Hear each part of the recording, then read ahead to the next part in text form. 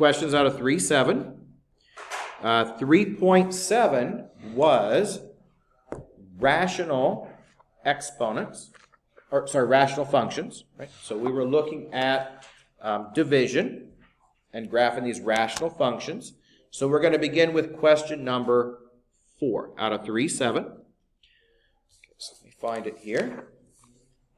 So 3.7, we're going to be looking at question, oh, sorry, this is variation. So, yep, 3.7 is variation. So question 4.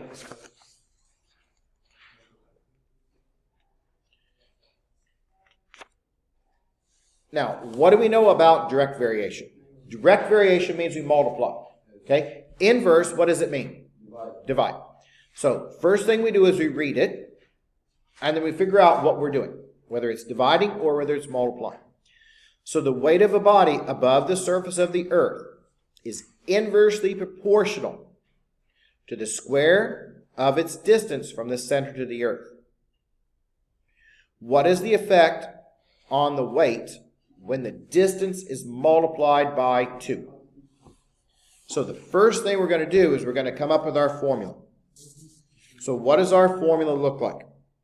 Inversely proportional to the square. So the weight is going to be k over the distance squared. Is everyone okay with that? Right? Okay, so the weight is going to be k divided by that distance squared. Now, I'm going to plug in some values so we can see what happens. So let's plug in a value, and let's let the distance equal 1.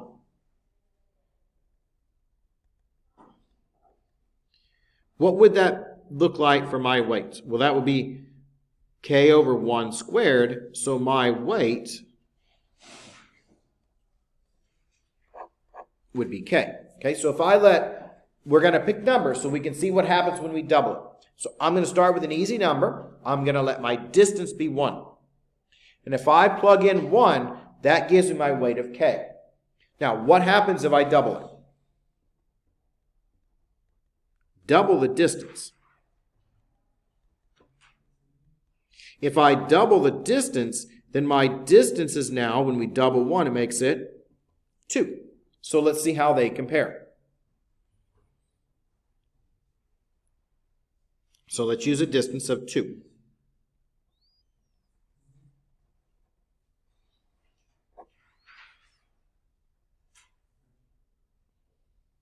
And what does that give you for the weight?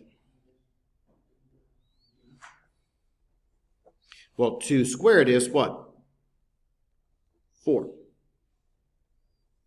Or 1/4 k. So what happened when I doubled the distance? When I doubled the distance, the weight is what? 1/4.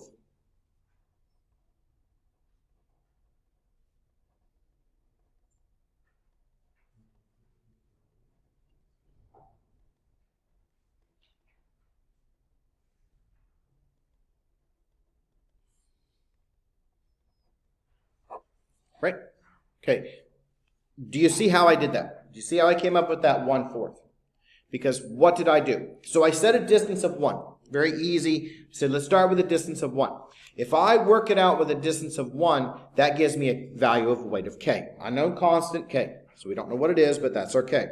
Now, what happens if I double? Well, if I started with 1 and I double 1, what do I get? 2 for the distance.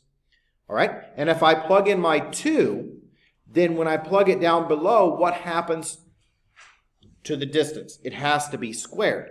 So that 2 squared becomes what? 4. So that then becomes 1/4 k. So what happens when I double the distance? When the distance is doubled, the weight is 1/4 as much. Right? Does everyone see how that works? Now, why is it 1/4 and not a half? Because you're not just plugging it in. When you plug it in, it becomes what? Squared down below. So that 2 becomes then a 4. Inverse. Oh, yeah, inverse. Yeah, it goes down below, right. But do you see the concept there? right? So when you square it, it makes it a lot more. So instead of it being a half as much, it's a fourth as much.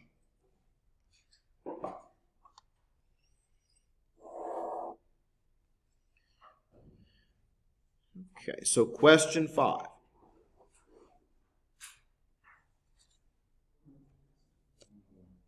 Okay, so question 5.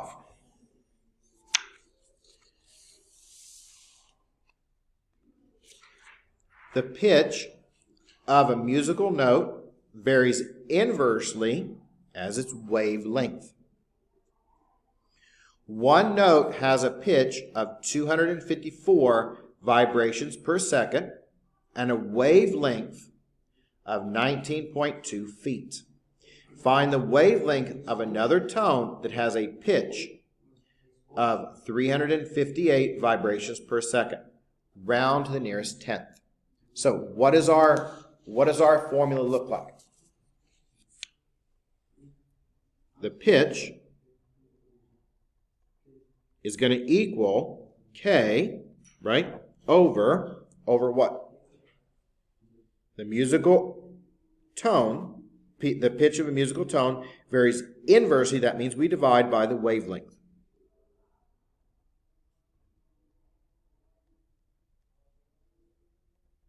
Right, so that's what we've got. There's our formula. Now, what do we know here? What are we given? Well, we are given a pitch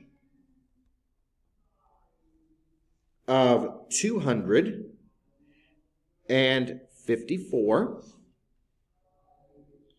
and a wavelength of 19.2. So what does it look like with our formula then? Well, 254 is our pitch. That equals K over 19.2. And we can now cross multiply. And that gives us our value of K. So we just simply cross multiply here. So that gives you now a K of 254 times 19.2. That is 480. Right, so now we can rewrite our formula. So what's our formula now look like? The pitch is equal to 480 over the wavelength. So that's what we have there. Now, what do we want? We want to finish this out. And it says, find the wavelength of another tone that has a pitch of 558 vibrations per second. So watch out what we have. That pitch, in this case, is 358, right? So the pitch is 358. So now we can plug that in.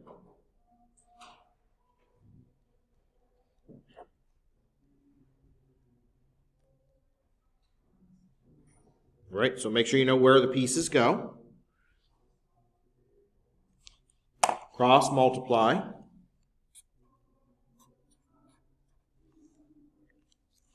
And so when I cross multiply, that gives you 358 times the wavelength.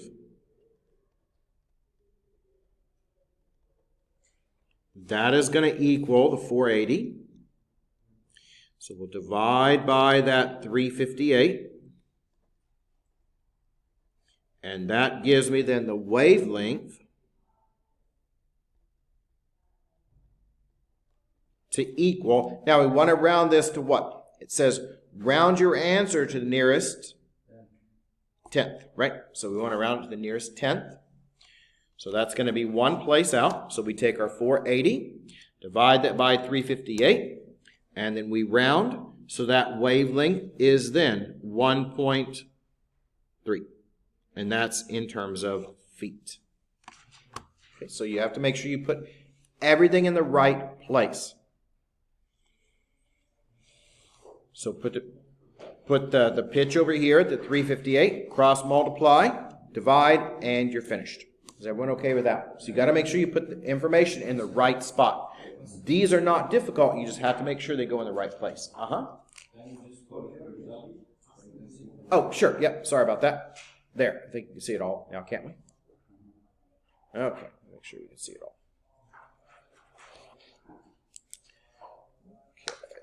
Okay. Question 8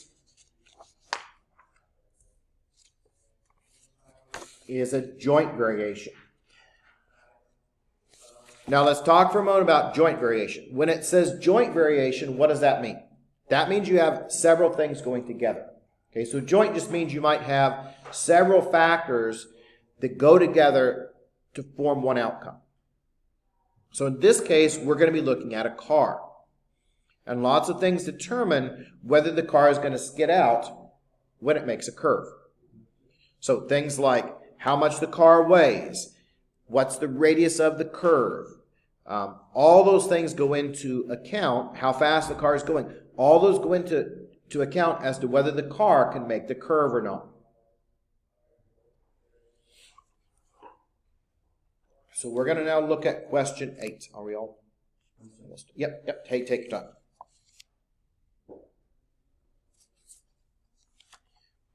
I'll go ahead and read it while you copy that one down.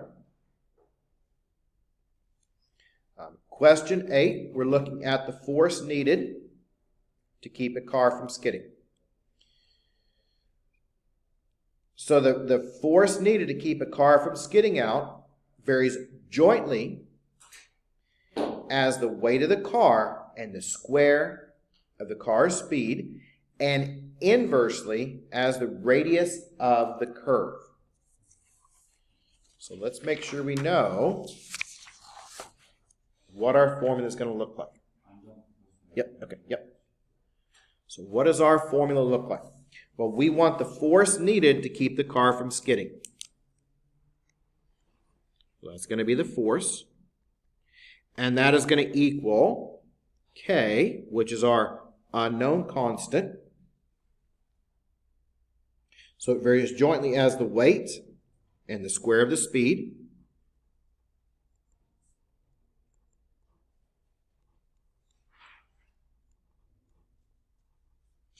And inversely as the radius of the curve, right? So is everyone okay with our formula there? So the higher the speed you're going, the more force is going to be required to keep the car on the road. Now, what about the radius? The smaller the radius, well, if your radius is smaller, that's going to dramatically increase the force required because it's division, right? A tighter curve. So that's how all these factors go into play. Now, what is K? K is going to be something like, what are the road conditions? If it's icy or if it's wet, you'll have a different K than if your pavement is dry. So K can change depending upon the road conditions. So what do we have? If a force of 3,600 pounds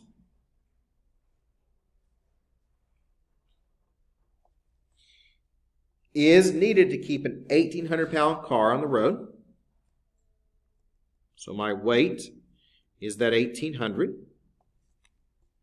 And that car is traveling at 20 miles an hour. And the radius of this curve is 600. So that's all the information that we need. Right, we've got the force, the weight, speed, and the radius. We're going to be finding our K. So we plug our values in. So 3,600 equals K times the weight, which is 1,800, times the 20 squared. And that's going to be over the radius of 600. Cross multiply. And reduce this down. So the numbers do get large, and that's okay. 600 times your 3,600 gives you this. 6, and we've got 1, 2, 3, 4 zeros. And that's going to equal 1,800 times that 20 squared, which is the 400. So that gives you this, 72 with 4 zeros. You can use scientific notation as well. Don't forget your k there. Now we can divide.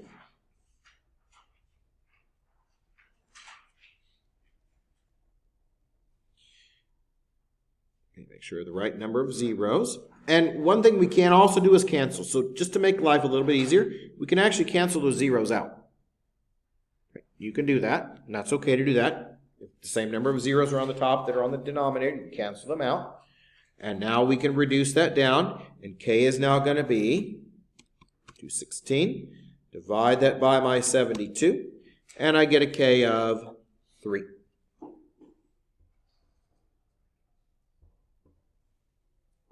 Now we can rewrite our formula. So the force is going to equal 3 times the weight of the car times the speed squared over the radius.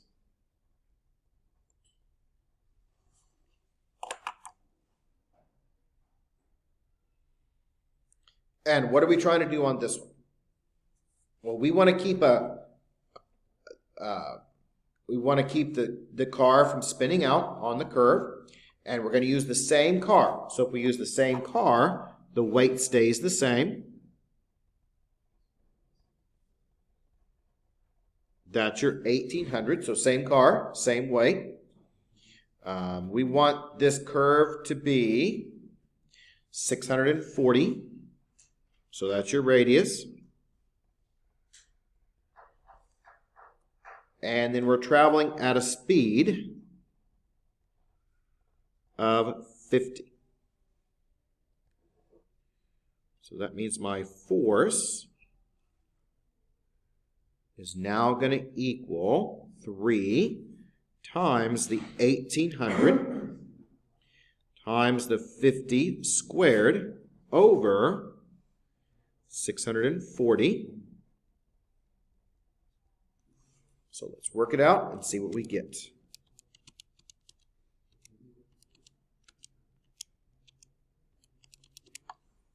And it says that we want to round this to the nearest pound of force. So it looks like if I round, we're going to need now 21,000 if we round 94 pounds.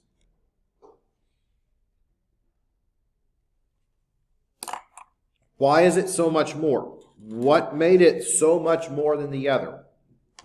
That 50, right? Because why is that such a big difference? Because your speed is what? Squared. And that makes sense if you've ever driven a car before, or a bicycle, or anything like that. The faster you're going, the harder it is to make the curve. That's the main factor. Weight also plays a role. Not as much, but that has a factor also. And the tighter the curve, the smaller the radius, the more force is going to be required because you're making a sharper curve. So you have to try to curve more, faster. So that's how they go together. And K was 3. Now, normally, K would be 1. That might be ideal conditions. So on a normal day, your K might be 1. Maybe it's raining outside. So if it's raining, that might change it. And maybe in this case, your K was 3 because it's raining. But K can vary depending upon the road conditions. We're going to look now at a couple of questions out of 4.1, and then we'll move on to 4.2. So we're going to look at question number 2.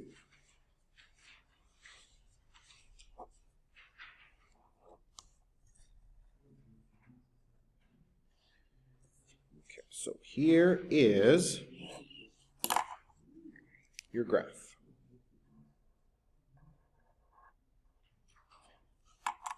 And on 4.1, question number 2, we've got this graph, this picture, and what are we trying to do? Check to see if it's 1 to 1. That means check to see if it has an inverse. Now, does this have an inverse? Yes or no? No. Why is this one not going to have an inverse?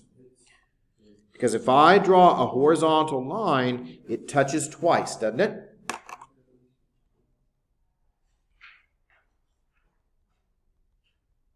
So that means it has no inverse,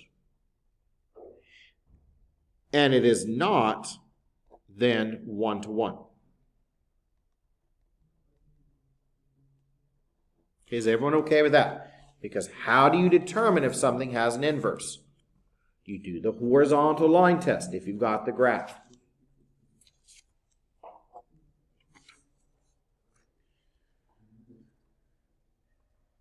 Okay, question 3. Now we don't have a graph for question 3.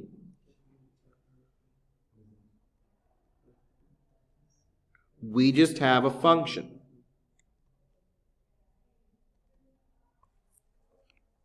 Would this one have an inverse, yes or no? This one would have an inverse, right? So this is 1, 2, 1. Now, what would this look like as a graph? If I was to do just a really, really quick graph, just to make sure we understand the concepts here, if I was to do a really quick graph, this 2, it's positive, it's going to move it back 2 units. And if I were to graph this, it's that, right? And if I look at this graph right here, that's a square root graph. Does that have an inverse? Yes, because if I do my horizontal line test, each line touches the graph at only what? 1 spot. So the first one would be no for question 2. The third one would be yes, it is 1 to 1. Do you see the difference now? Right? And I could quickly sketch that one.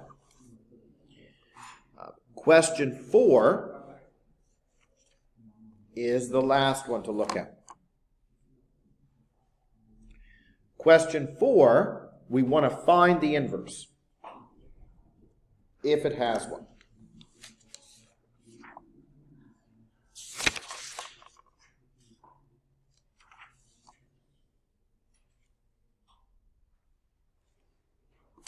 Okay, so question 4 is what we're going to be looking at next here. Make sure I don't get these mixed up. Okay, so we're going to look at the next one here. Just 1 second here. Just make sure I don't get these mixed up.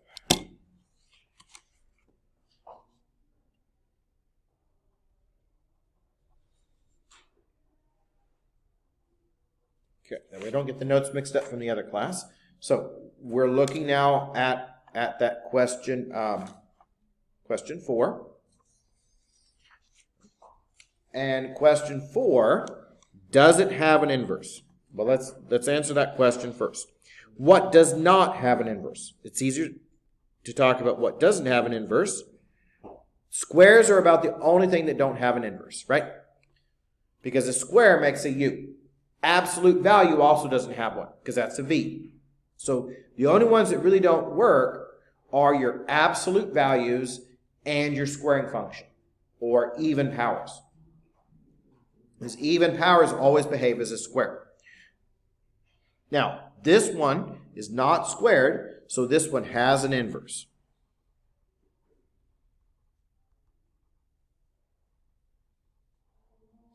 So we know that it has an inverse. We now proceed to find the inverse. So we replace f of x with y. And then once we've done that, what do we then do? We switch out or interchange your x and y.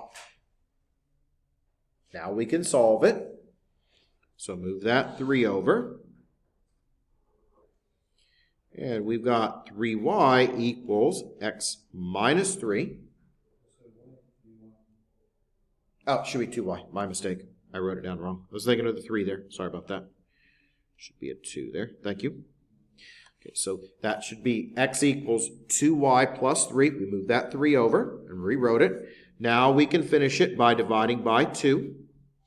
And we now have y equals x minus 3 over 2. And that is now our f inverse of x. Okay, and which one does it look like here? Yep, looks like it's going to be answer D. Is everyone all right with that one? Sure, 10. Yep, we can add 10 to the list as well. Now for question 10, we need to think about the opposite of a cube. What's the opposite of a cube? Well, the opposite of a cube is a cube root.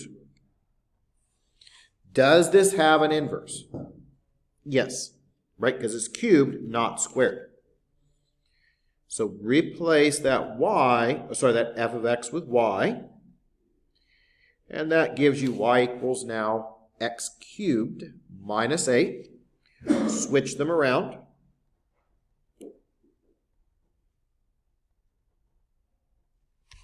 Which is there. And now we just simply solve it. So add your 8. And now we've got y cubed equals x plus 8. And how do we get rid of a cube? Cube root. And that leaves me then with y equals now the cube root of x plus 8, which is then f inverse of x equaling x cubed, the cube root of x plus 8, if I can say it right there. So that is going to be, yeah, it'll go in under the entire part. Okay, because when you work it out, you got to make sure that you notice the difference here. It goes through the entire part. So make sure you see that difference there. So that looks like then it would be answer what? Answer A, isn't it? But that root goes through the entire right-hand side.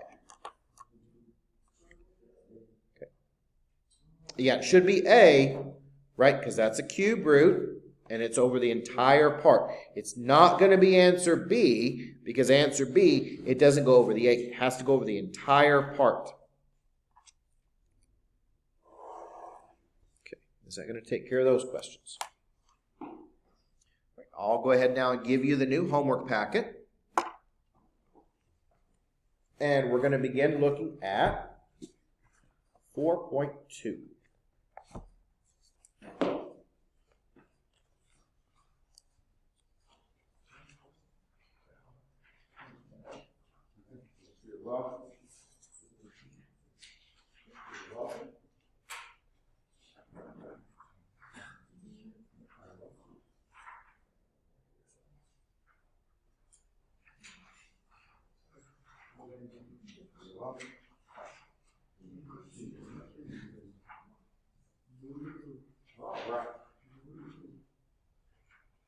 So now we're going to look at 4.2, which is exponentials.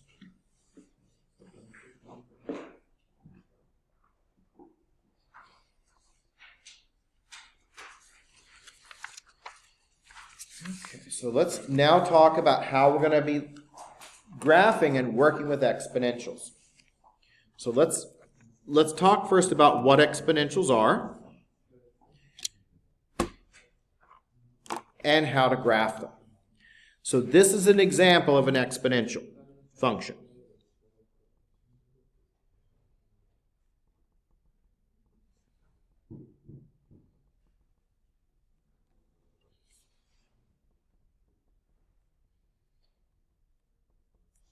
Now the A is called your base. And the X, well, that represents the exponent or power. Sometimes I say power, but it's the same thing. So exponent or power there. And the A is going to be the base. Now, when we go to graph these,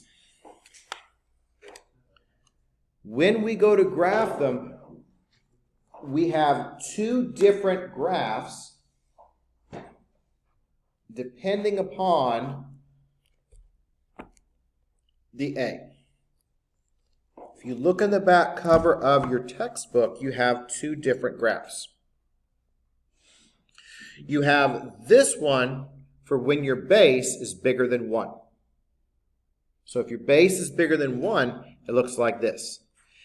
If your base is less than 1, between 0 and 1, if it's a fractional power or fraction, a number between 0 and 1, it's going to look like this, going down. Now, it doesn't show it, but there is actually a horizontal at 0. They don't show it, but there is actually a horizontal here.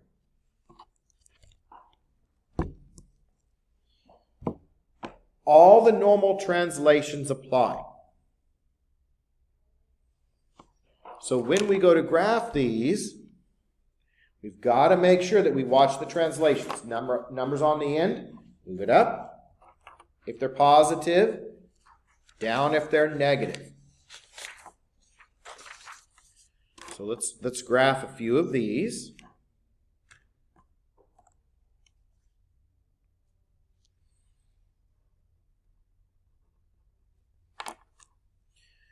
So we're going to graph a couple of these. How about we start with an easy one? How about we graph f of x equals 5 to the x power?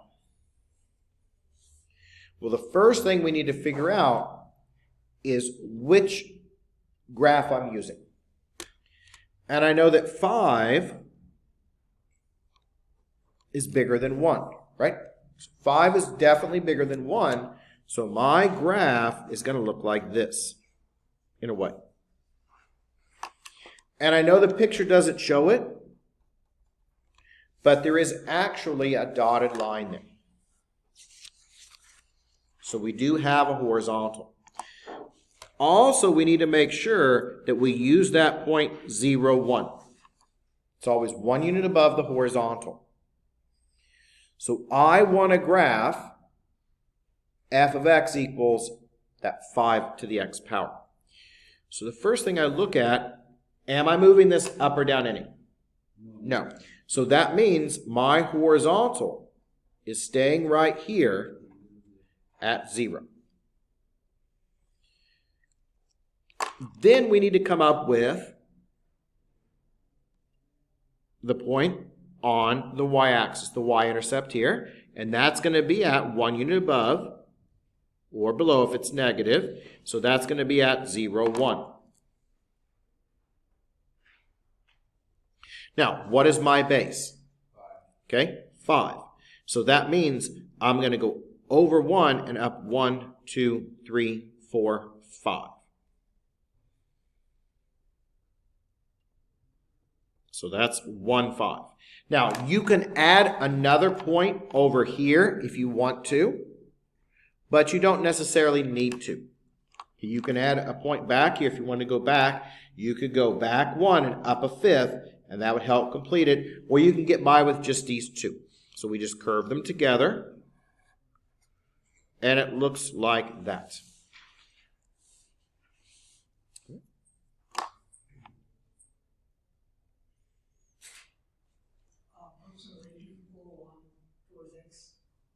I do what now? Oh, it should be 1, 5. My mistake. So that should be 1, 5. Because this is just like your in a similar way. You're going to go up 5 and over 1. Yeah, I just didn't mark it in there right. It should be 1, 5. And we always have this point 0, 1, because you always have that 0, 1 to begin with. It's just like the starting point. Instead of starting at 0, 0, okay, we start at 0, 1. So it's 1 unit above the horizontal. Now, you can plot points over here as well, but they turn into fractions. Let's do another one.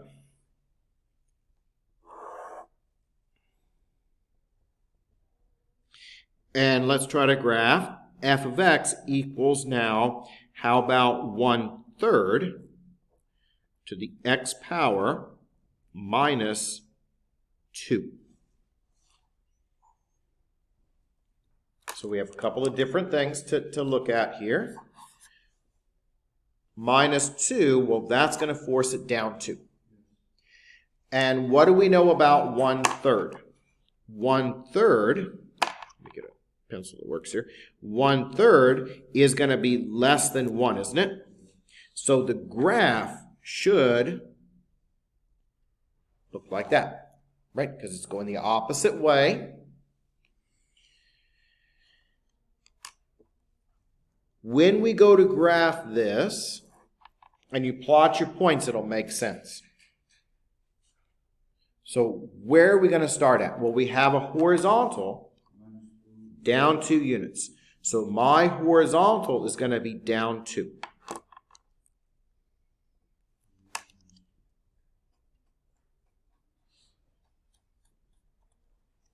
Now you always go 1 unit above the horizontal. So instead of at the horizontal, we always go up 1.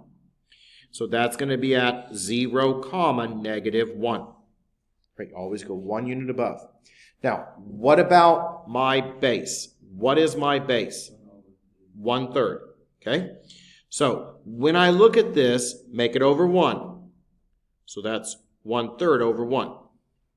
So you go up 1/3 and over 1. From here, right where you cross right here, you're going to go up 1/3 and over 1. So that puts it right there at 1, 1/3. Now, look at your dot and look at your pattern here.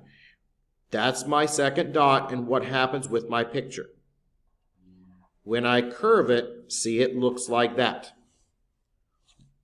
Like it should. Why does it look like that? Because my base is what? My base is less than that 1. It's in between 0 and 1, though. If it's negative, it's going to flip it over, which we'll do one of those in just a moment. Let's try one more, and then we'll look at a negative.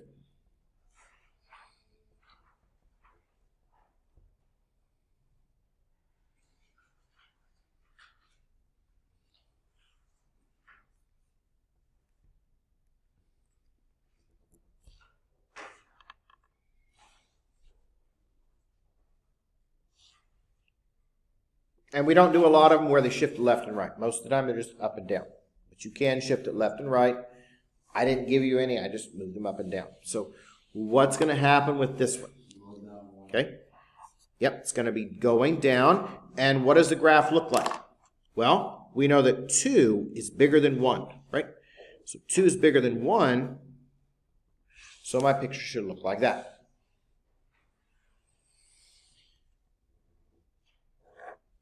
So go down 1 unit and make your dotted line.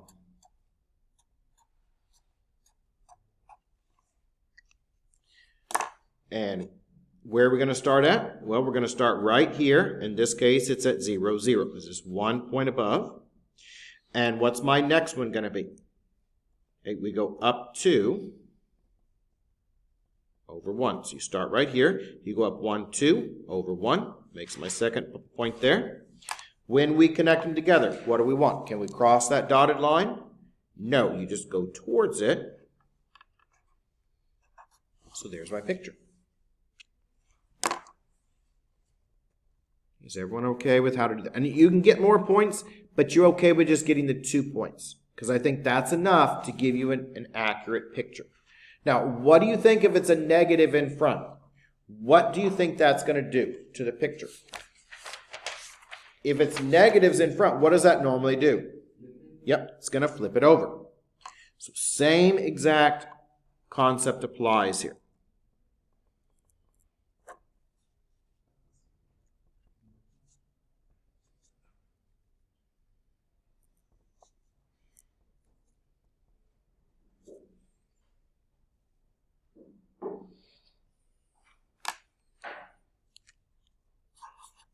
So positive 3 makes it move up. Negative, it's going to flip it over. What should my graph look like? Well, 4, okay, just look at the number, not the negative. 4 is bigger than 1. So the picture looks like that, doesn't it? Now, it is going to be flipped over. Why is it going to be flipped over? Because that is negative. So when I go to graph this, we're going to start up 3 units. So that's going to be our horizontal asymptote.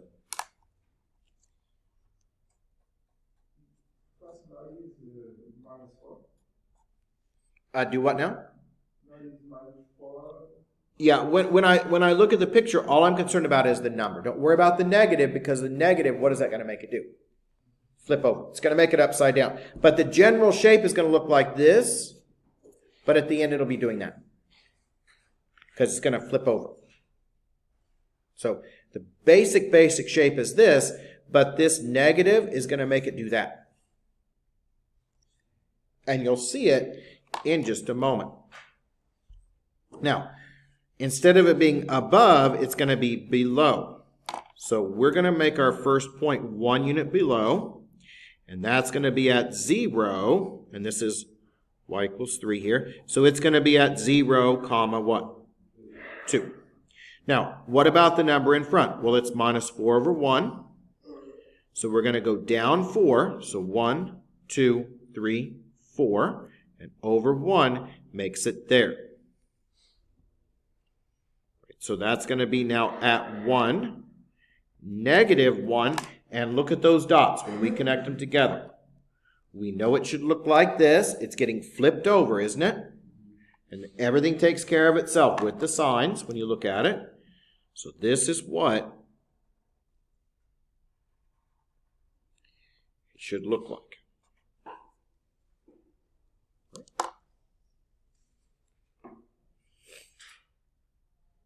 Does everyone see why that's flipped over like that? Now, there is one question in your homework where I think we need to fix it, if I remember right. So let me find it, because one of them I put the negative in the wrong place. Let's see, which one is it? Let me find it real quick here. Oh, here it is. Yeah. Question number... I need to have you fix one of them. Question number 3. Okay. So on number 3 in your homework, I want you to fix it, and I want it to look like this.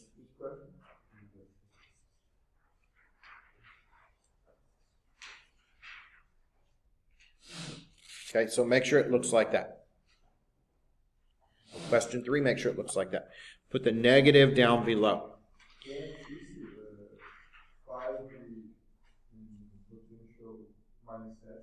Yeah, and it was a negative on the top, put it down below, put it in front. That way it'll flip over. Okay, because the way the homework had it, I think that was a mistake and a misprint. So just make it look like this. F of x equals negative 5 in front to the x power. What would that look like? I mean, we can go ahead and work on it if you want. What would this look like if I were to finish it? Flipped over. Where's my horizontal going to be at? 0. So there's my horizontal. So if I was going to graph this, I would start 1 unit down. So that's 0, negative 1. What about that 5? Well, that's a minus 5 over 1. So that's going to be down 5 and over what?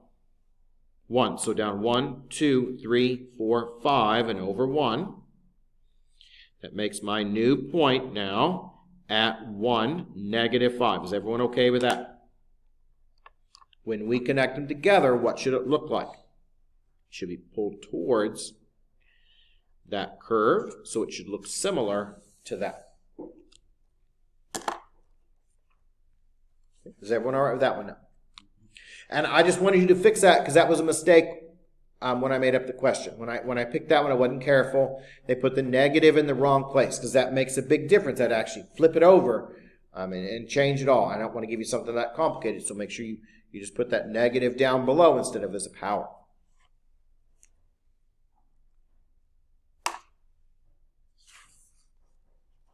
Okay, so now let's talk about exponential equations and how to solve them. When we look at these exponential equations, some of them we can solve just by looking at it. So I'm going to give you one that you should be able to look at and just tell me the answer. Can someone tell me what x will be just by looking at it? 2. Okay, how did you do that? Well, you know that 6 squared is what? 36. Okay? Now, when we go to solve these, we have to make sure that our bases are the same. If the bases are the same, then that's going to force the exponents to be the same. So what we do is we take the smaller number and we're going to raise it to some power to make it the larger one. So in this case, we know that 6 squared is what? 36. So I can rewrite that 36 as 6 squared. Now, look at the bases. The bases are the same. Right. And if the bases are the same, then the exponents must be the same.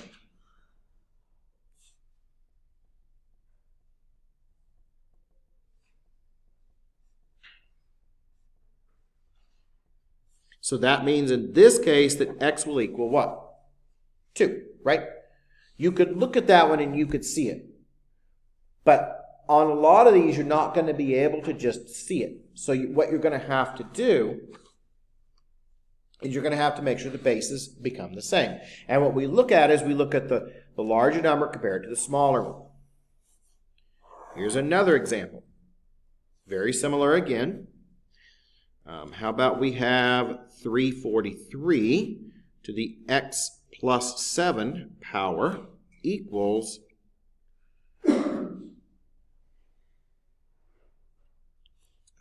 let's say we use 7.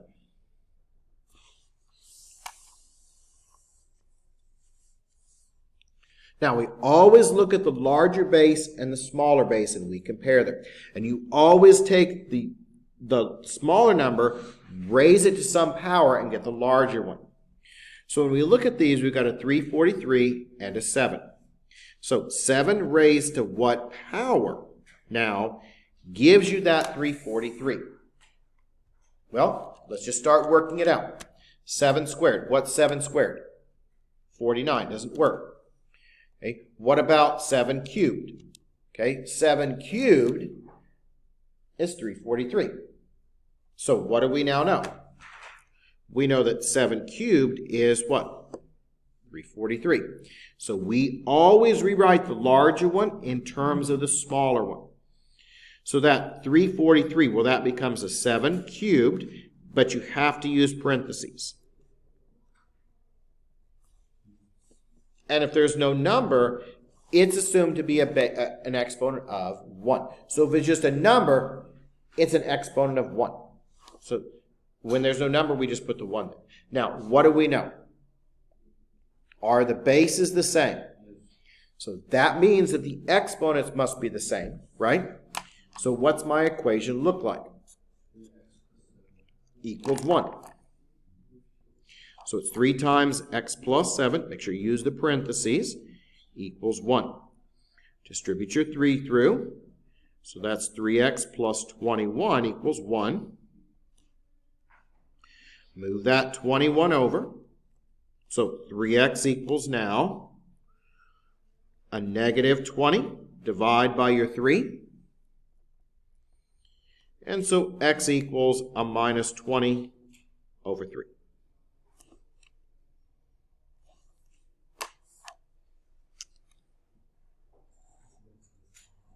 Is everyone comfortable with that? Right. Make sure you use those parentheses, though, and you have to distribute through.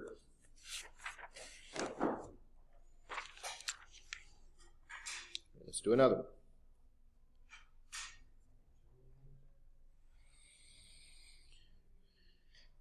Oh, let's see. How about 81 to the 5x plus 4 power equals 9 to the x minus 2 power. Okay, so pretty easy to do on this one. And what do we know about 9 and 81? Well, 9 raised to what power makes it an 81? Squared, right? So 9 to the second power, or the power of 2 there. So when I rewrite it, I always take my larger number and rewrite it with the smaller one. So that's going to be 9 squared for that 81. And don't forget your parentheses, because that's 5x plus 4 there. And that equals 9 to the x minus 2 power.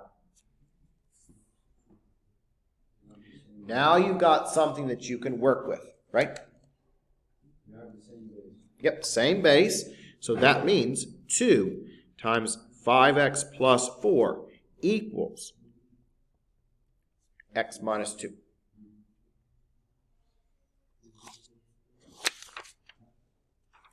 And now we can solve it. So distribute that 2 through.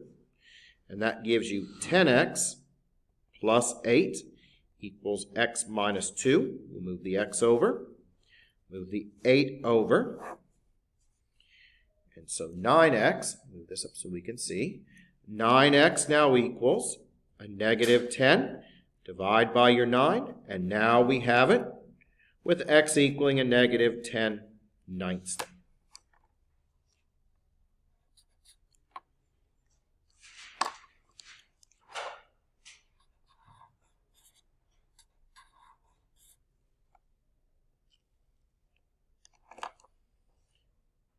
Okay, let's try another one.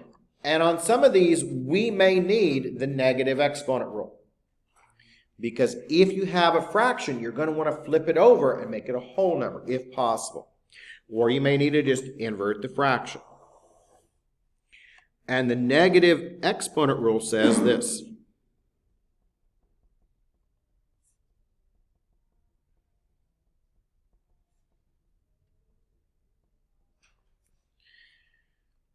The negative exponent rule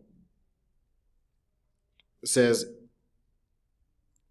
a to the negative first is 1 over a, or 1 over a is a to the negative first. They're the same thing.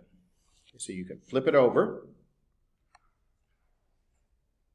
Oh, let me rewrite it so it looks right. Okay. Yep, so there we go. So sometimes you need the negative exponent rule. So anytime you have a negative exponent, you can make it a fraction, or vice versa. Or if it's a negative exponent down below, it can come up and become positive. So that's just flipping it over.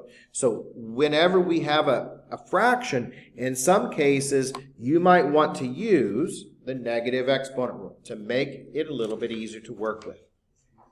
So let's try one where we've got to flip it over.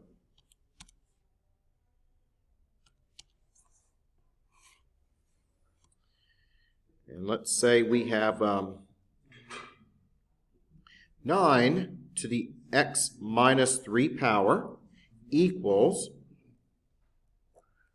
1 over 65, 61. Okay.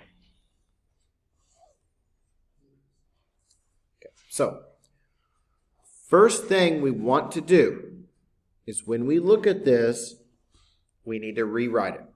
And I can rewrite this as a negative exponent. So I can take this piece right here, and I can write it as 65, 61 to the negative first power. Is everyone okay with that?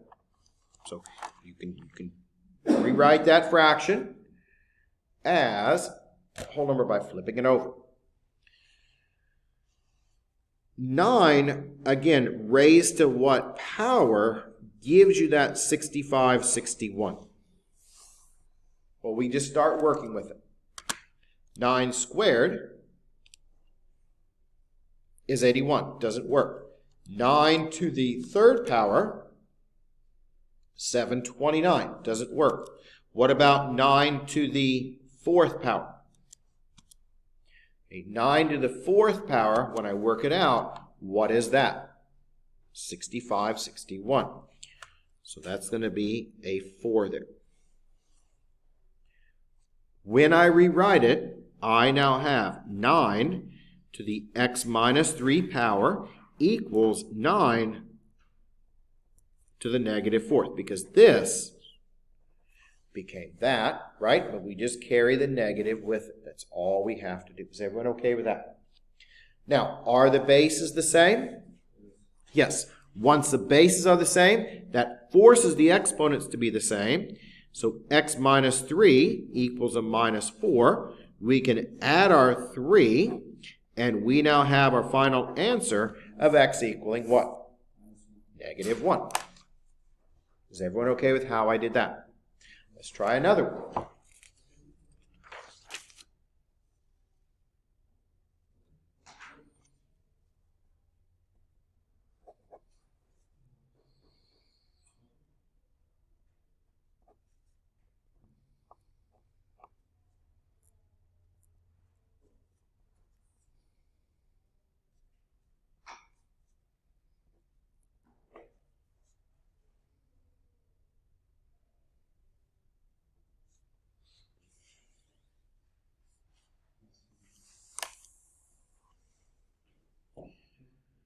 Okay, now what we want to look for in this one is we want to look for a pattern. Now the way it is, it's not going to work. Because when we look at this, the 25 does not match up with the 7, and the 49 does not match up with the 5. But what do we know about the 49 and the 7? Well, 7 squared is what? 49, and 5 squared is what? 25. So we need to flip one of these fractions over. It does not matter which one we flip over. One of them has to be flipped over. And whenever we flip it over, it changes the signs. So I'm going to go ahead and flip this one over. And that's going to be a 25 over 49 to the x plus 3 power. And I'm going to flip this one over. And that becomes 5/7. And change your sign to the negative x power. Is everyone all right with why I did that? Why did I do that? Because 25 and 5 match up. 7 and 49 match up. So now let's try and see how we can get these to relate together.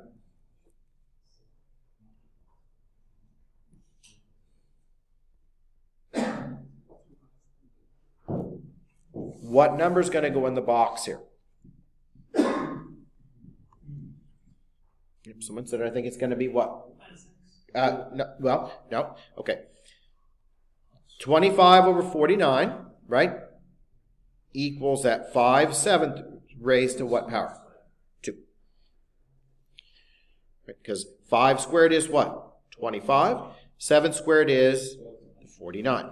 So I can now rewrite this 5/7 squared, so that's going to be a 2 up here. Now don't forget your parentheses, so that 2 has to be distributed through x plus 3, and that equals 5/7 to the negative x power. Now we've worked it all the way out to this point. Are the bases now the same? Yes. Once the bases are the same, the exponents must be the same.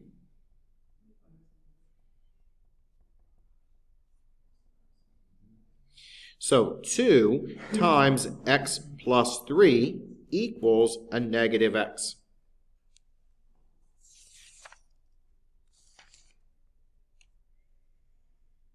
Distribute that 2 through. And that leaves me then with 2x plus 6, right, equals a negative x. We'll move that 2x over. So negative 3x, when I move it over, equals 6. Divide by your negative 3. And so now we have it with x equaling now a negative what? 2.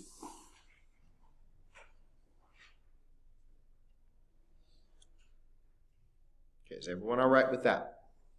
Let's see what we had to do to solve it all out. Okay. Now we're going to look at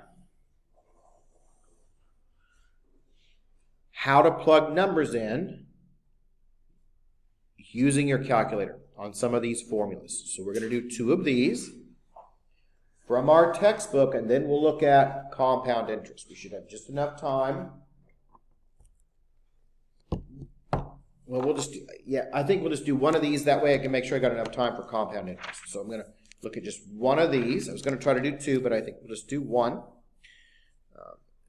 This is on page 462. We're going to look at question 108, part A. Okay, so 108, part A.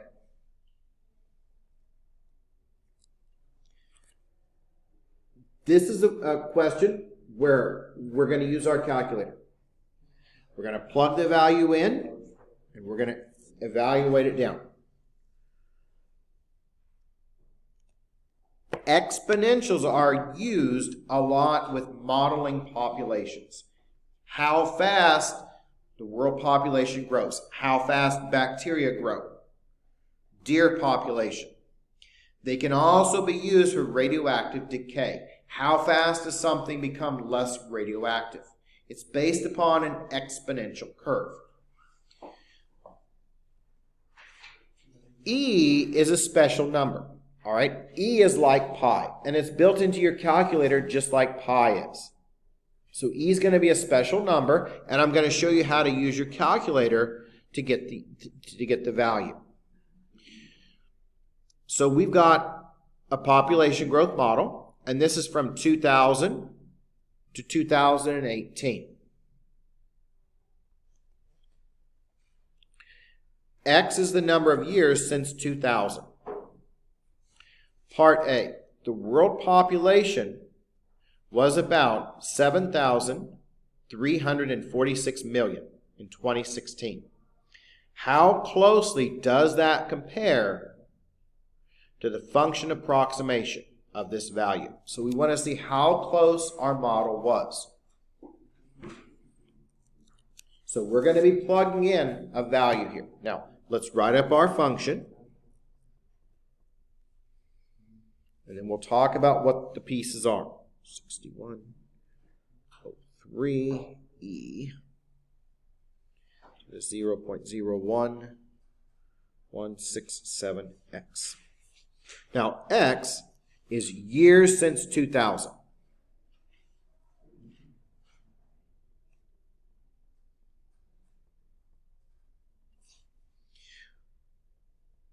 We want 2016. So that means my x is going to be what now? Not 2016. My x is going to just be the 16, because that's how many years it is from the year 2000. Okay, so it's 16 years from the year 2000. Right? We're now going to plug in our value. And I'm going to show you how to use your calculator. I've got two different calculators up here that we're going to go through. And I'll show you how to do it in each type. So depending upon which type of calculator that you have is the way that you work out this question.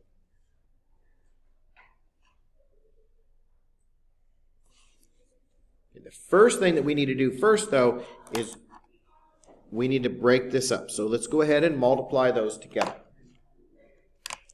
So 0.01167, we're going to multiply that by the 16.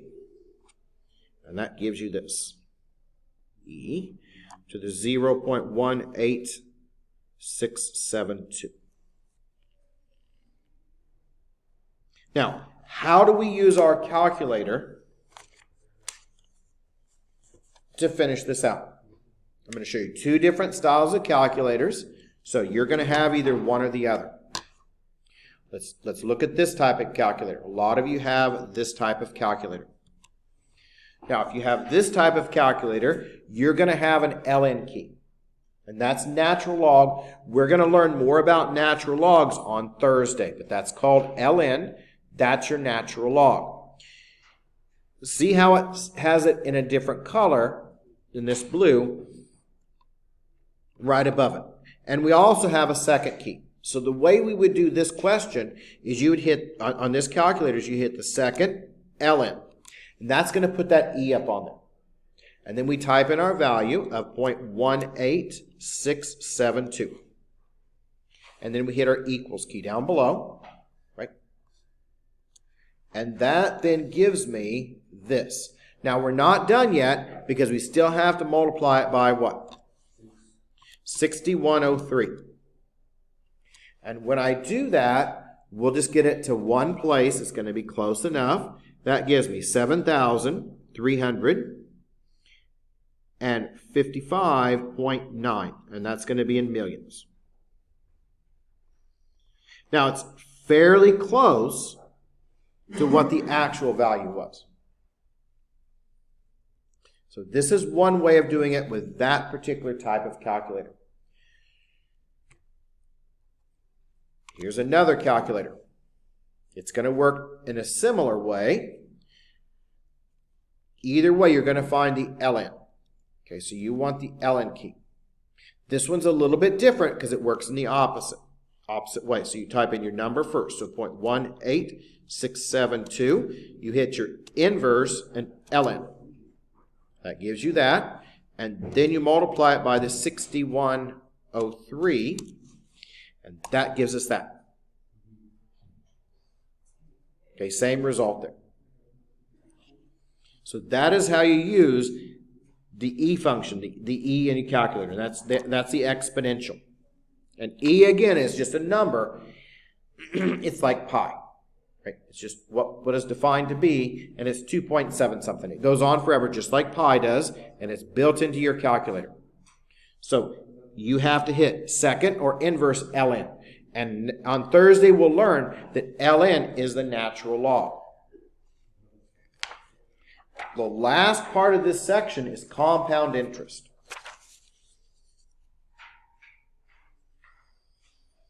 And this is how banks in the United States and most other countries calculate your interest that's paid out. And they use what's called compound interest.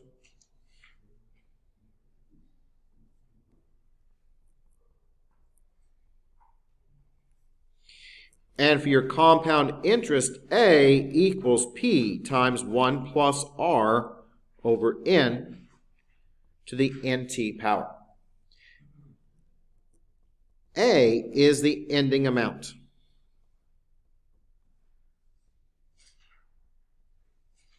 Also called the future value.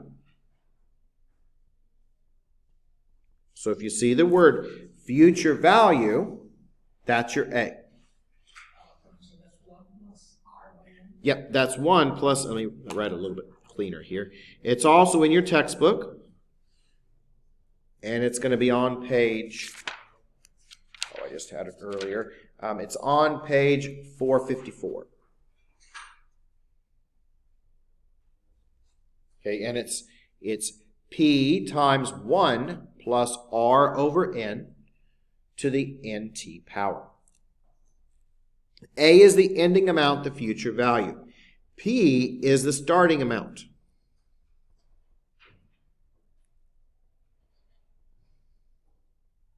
The present value.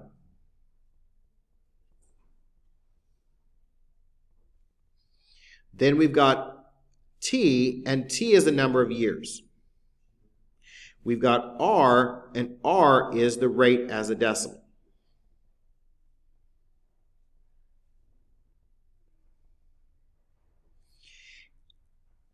N is something new. Okay, N is compoundings per year.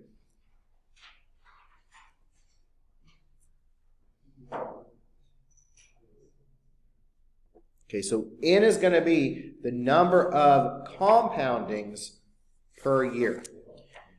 So when we look at these and we read the questions, we've got to make sure that we know what N is. N is the most important part. Different ways of looking at these, depending upon what we have. You can have an annual. Okay, if it's an annual or compounded annually, N would be 1. Right? So annually means once a year. Monthly would be 12. Quarterly, N is what? 4. 4 quarters in a year. So when we look at these, we have to make sure that we get the N down and know what the N is.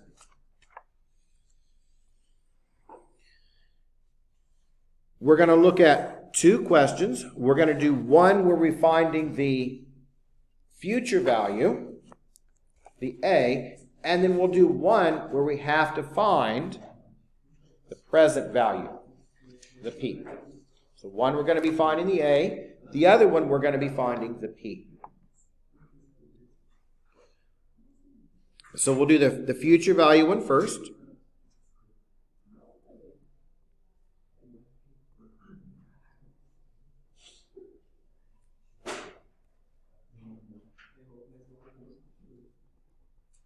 Okay, so we're going to be finding the value of A. So we're going to find the future value. Find A. And let's say we've got $3,000 compounded quarterly for 5 years at 2%. So this is the question. We want to find the future value. So we want to find the value of A. That's what we're looking for. We're going to do one where we find the future value, and we'll do one where we find the present value. So what do we know about our pieces?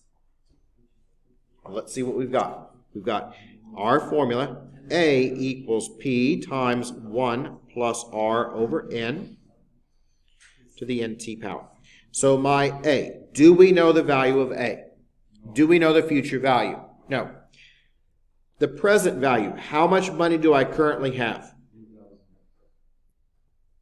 Right, 3,000. Then we want to find our T. How many years are we compounding this for? 5 years. Our interest rate as a decimal, it's 2%, so that's 0.02. And N would be what? 4, because that's quarterly.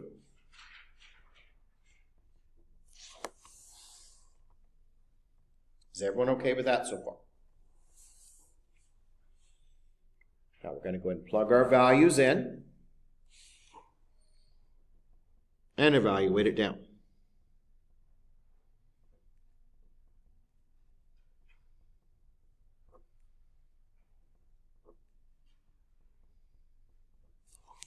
So this is what we've got. We just plugged our values in here.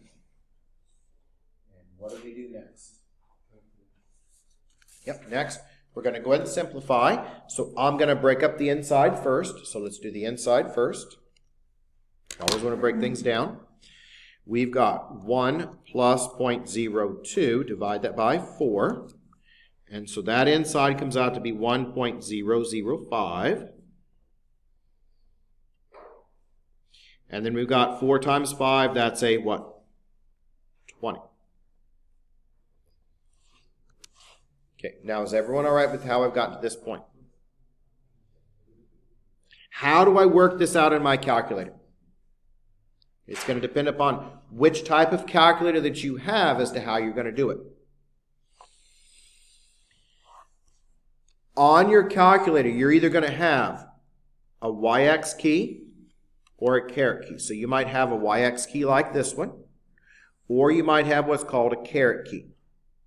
You have a YX key, you'll have a caret key. So I'll show you how to do it in both. Let's do the one with the caret first. So a lot of you have this style of calculator. So you would type in the 1.005 caret, right? Puts it on the screen. 20, hit your equals. What do we still have to do? Multiply that by what? 3,000. And that gives you now $3,314. And if we round it, looks like 69 cents, right? Normally you want it to the nearest cent. On a lot of these, you'll want it to the nearest cent. That's just normally the way that we round them. Now let's use the other calculator. Okay, let's try the other calculator. It's going to work out the same way, and then we'll do one more where we have to find the present value, and that'll be it. So we're going to do the same thing, 1.005. You hit your YX key in this case, 20. Hit your equals key. We'll multiply that by our 3,000. And that gives us our same value. Okay? Now let's do one where we have to find the present value. This will be our last question.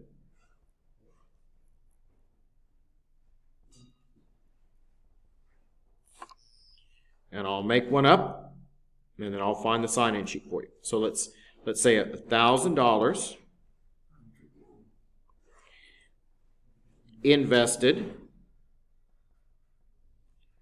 for 3 years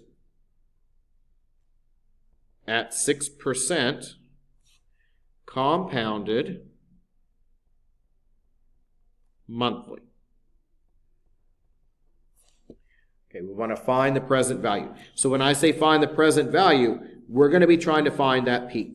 So that's what we're looking for. So we're going to be trying to find that value of P there.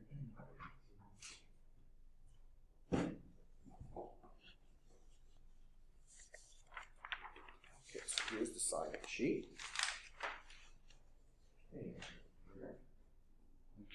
So I want to find that value of P. Not A. In this case, it says find the present value. So I need to find that P there. So when I write up my formula, what does that now look like? Well, let me find an extra piece of paper here. I have it somewhere. Just have a stack. So we're going to write up our formula. We're going to plug our pieces in. And then we should finish right on time. So my formula is A equals P times 1 plus R over N to the NT power. So when I look at this one, what's my A? Okay. In this case, we invested $1,000. So my A got out $1,000. So we took this $1,000, we invested it for 3 years at 6% to get that value. So in this case, my A is $1,000. My R is 6%, so that's 0.06. My T is 3, represented 3 years, and N would be what? 12, because that's monthly. Plug our values in, and so we get 1,000. Equals P times 1 plus 0.06 over 12 to the 12 times 3 power. Okay, so we work that out on the inside here. We'll get done in just a second here. So we'll work this out. So we get 1 plus 0.06, divide that by our 12. And that gives us, again, the 1.005, right? And what power does it go to? 12 times 3, that's a 36. That equals your 1,000. Okay, how do we finish it? A little bit different. We're going to have to divide. So, you can do it. Okay. So the first thing I did was I plugged in my values. So I took that 0.06, divide that by 12, added the 1, that gave me that. And that is now 1.005 to the 36th power, and this is 1,000 over here. And so how do we work this one out? Well, you can do it a couple of different ways. We'll just do it all at once in our calculator. So we're going to have to divide by that 1.005. The 36th power. How do we do that in our calculator? We take our 1,000 divide 1.006, or sorry, 5 to the 36th power. And that gives us then a P of 8,000, sorry, 35 dollars, and it looks like 64 cents, doesn't it? But you see how I did it? Right, yeah, I just worked it all out in the calculator. I know it's hard to see on that, but you just move it over there. So please make sure you sign the sign-in sheet.